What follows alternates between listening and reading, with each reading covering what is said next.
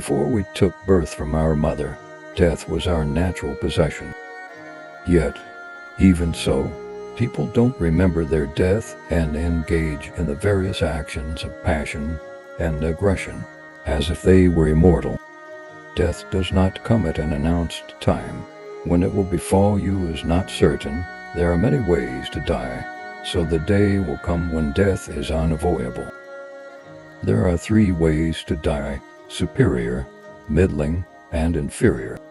To die like a king is when someone like you dies, still attached to his domain and possessions. That is the inferior way to die.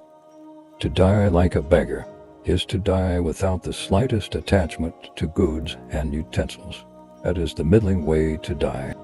To die in solitude, utterly free of even the notion of attachment or clinging, is the foremost way to die.